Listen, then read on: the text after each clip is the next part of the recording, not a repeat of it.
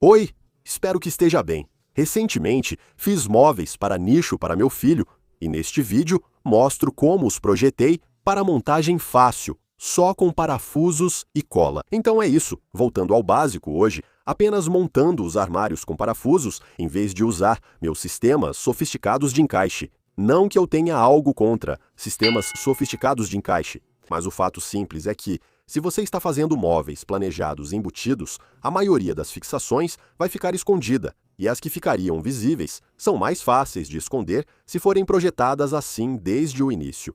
Já fiz vários vídeos sobre móveis para nichos e deixarei um ou dois links aqui embaixo. Essas casas vitorianas e eduardianas do Reino Unido foram feitas com lareiras para fogo a carvão. As fogueiras exigiam chaminé, cuja estrutura sobe pela casa, atravessa o telhado e termina nos terminais da chaminé, ainda visíveis em muitas casas antigas, mesmo que as lareiras geralmente não possam ser usadas.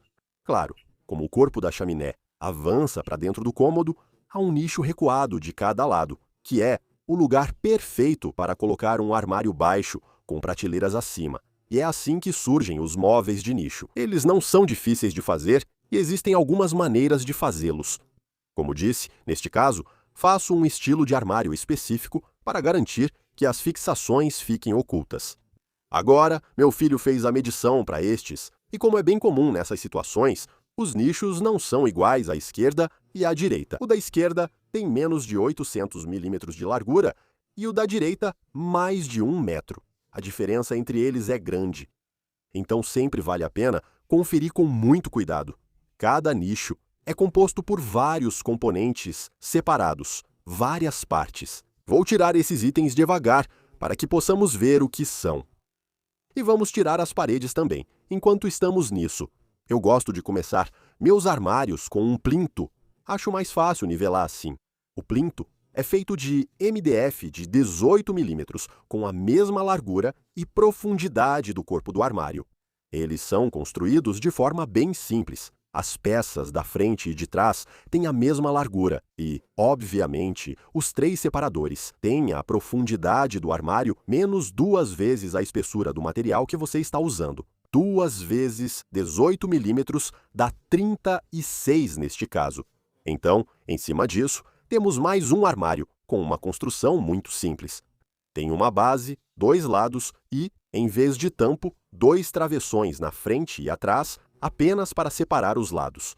Esses armários terão um tampo saliente separado. Como os lados não vão aparecer, tudo pode ser apenas parafusado. Não há nada complicado nisso. Tem um fundo simples de MDF de 6 milímetros, que pode ser apenas pregado ou grampeado, para ser sincero. E vai ter uma prateleira ali também, com largura total e ajustável em fileiras de furos. Agora, eu fiz deliberadamente o corpo 30 milímetros mais estreito do que o vão. Então, 15 milímetros de cada lado. Acho que isso é um pouco acima do normal, mas não medi nem visitei o local. E numa casa dessa idade, as paredes já foram rebocadas novamente ao longo dos anos e geralmente foram bastante mexidas. Então, esses 15 milímetros de cada lado nos dão só um pouco de folga para o armário e a estante acima dele. Mas você também tem esse vão para preencher. Você pode colocar uma peça de enchimento aqui atrás, entre a parede e a lateral do armário, mas ele tem apenas 15 milímetros de largura, cerca de 5/8 de polegada. Essa é uma faixa bem fina para ajustar, assumindo que o ressalto da chaminé não seja completamente plano, o que quase nunca acontece. Então, o que estamos fazendo com essa aqui é uma abordagem um pouco diferente. Temos portas nesse estilo shaker padrão. E o que eu realmente vou fazer aqui é colocar um painel de ajuste em cada lado da estrutura. É uma peça de 18 milímetros. E ela vem até a frente, cobrindo a borda das portas, então elas parecem um pouco portas embutidas, mas na verdade são sobrepostas. E aí você recorta a borda traseira no contorno do ressalto da chaminé. Então você ajusta para a face da parede, em vez de tentar ajustar para uma borda. Assim fica um pouco mais fácil. Isso significa que o ajuste do painel lateral será um pouco maior, mas isso não é um problema. Do outro lado, fica uma peça que vai para trás, ao lado do armário, não precisa ser tão profundo. é só mesmo para cobrir a borda da frente onde ficam as portas. Se a parede estiver bem fora do esquadro desse lado, ajuste com uma peça fina. Depois, como será pintado, massa acrílica é sempre uma opção. E então, por cima disso, temos um tampo, e esse tampo é recortado para acompanhar a parede ao fundo e o ressalto da chaminé na lateral, contornando o canto e ajustando também a face frontal desse ressalto. Geralmente, você terá uma pequena borda na frente ao redor para deixar bonito e uniforme, podendo adicionar acabamento ou moldura se quiser. Isso fica bem bonito, limpo e organizado. Então, para chiprar a estante, em seguida, as prateleiras de cima, novamente, é um conjunto bem padrão, típico de prateleiras simples, 2 lados, uma primeira prateleira fixa que ajuda a evitar que as laterais empenem. E aí você tem 2 prateleiras ajustáveis acima disso e a prateleira fixa no topo. Os lados têm 18 milímetros e todas as prateleiras são de MDF com 22 milímetros de espessura, só para dar um pouco mais de resistência ao empenamento.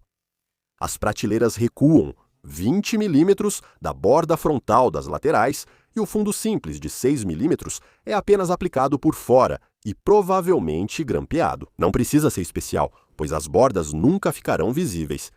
Uma coisa que eu faço com o fundo é deixá-lo um pouco mais comprido. Então, ele fica com uma sobra de 10 milímetros na base traseira. E isso só significa que quando você encaixar o resto do armário ali, ele se posiciona de forma segura. Assim como no armário, há um vão ao redor da estante.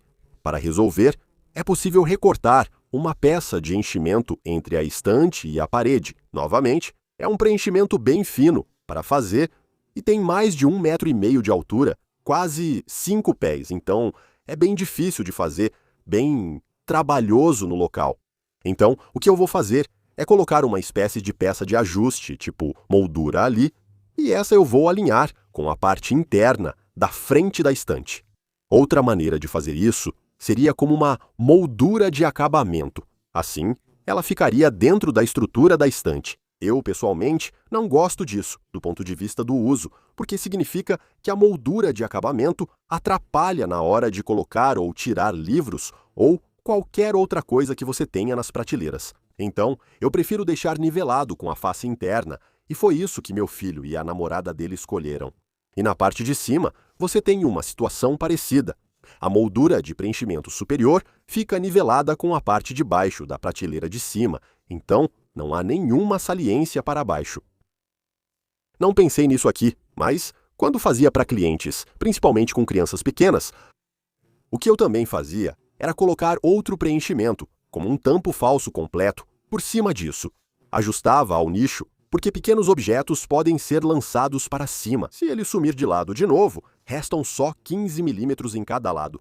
Você se surpreenderia com a precisão em que objetos aleatórios podem ser lançados e sumir nesses lados, sendo impossível retirá-los sem remover os acabamentos, o que não é nada divertido, nem agrada a ninguém. E claro, temos algo muito parecido acontecendo no lado direito, só que com dimensões diferentes. Agora, nada disso é difícil de fazer, como eu disse antes, mas há uma quantidade surpreendente de componentes individuais em tudo isso. Acho que contei 70 no total.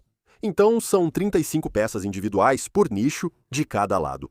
Elas não possuem formas e tamanhos totalmente distintos, apesar de variarem de um lado para o outro. Algumas características são comuns, como a mesma profundidade da frente para trás. Os armários têm a mesma altura e as estantes também têm a mesma altura. As estantes têm a mesma altura também. Então, só a largura que muda. Veja como projetar armários e prateleiras para serem apenas parafusados no local. As portas fiz aqui na oficina. Comente se quiser outro vídeo sobre portas, mas elas foram iguais às outras portas shaker que já fiz. Comprei os materiais na MDF Direct. Há várias espessuras de material nisso, então fez sentido.